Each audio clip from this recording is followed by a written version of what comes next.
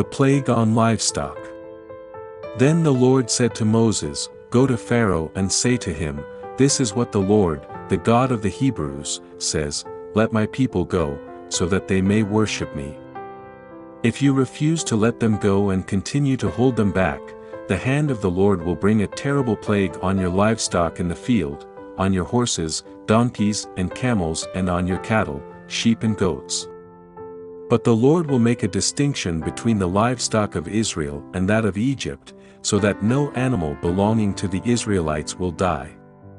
The Lord set a time and said, "Tomorrow the Lord will do this in the land." And the next day the Lord did it. All the livestock of the Egyptians died, but not one animal belonging to the Israelites died.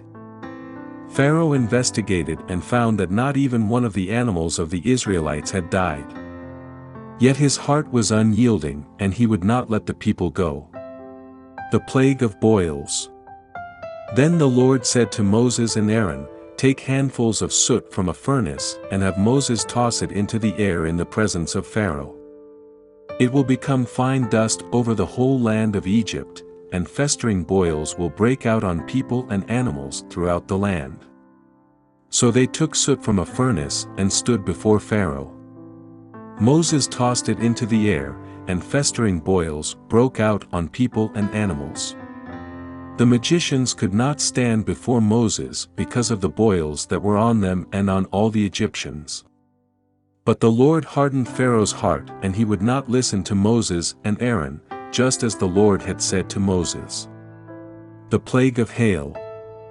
Then the Lord said to Moses, "Get up early in the morning, confront Pharaoh and say to him, 'This is what the Lord, the God of the Hebrews, says, Let my people go, so that they may worship me, or this time I will send the full force of my plagues against you and against your officials and your people, so you may know that there is no one like me in all the earth.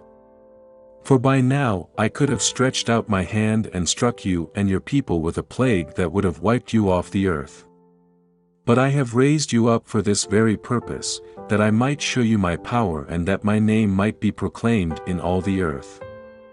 You still set yourself against my people and will not let them go. Therefore, at this time tomorrow I will send the worst hailstorm that has ever fallen on Egypt, from the day it was founded till now.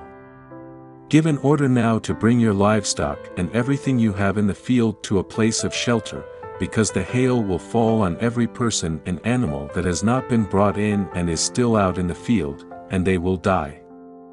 Those officials of Pharaoh who feared the word of the Lord hurried to bring their slaves and their livestock inside.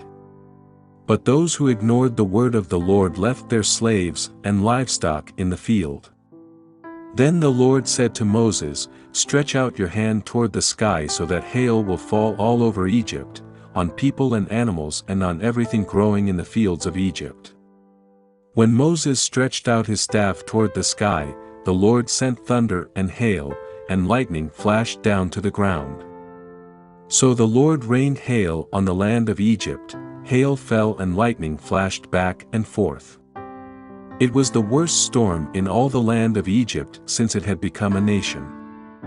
Throughout Egypt hail struck everything in the fields, both people and animals. It beat down everything growing in the fields and stripped every tree.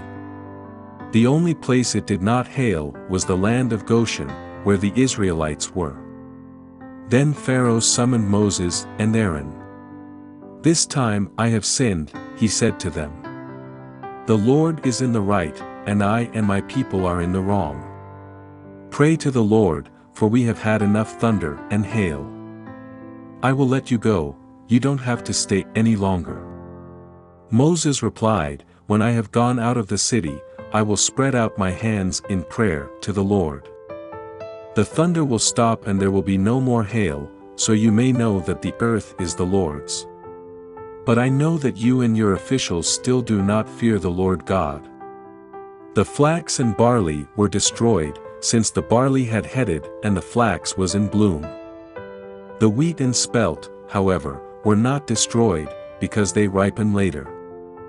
Then Moses left Pharaoh and went out of the city. He spread out his hands toward the Lord, the thunder and hail stopped, and the rain no longer poured down on the land.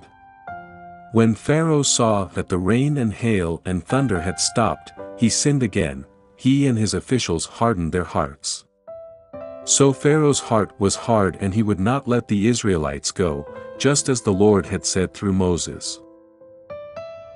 Thank you for listening to the word of the Lord. Find out how to help our project in the description.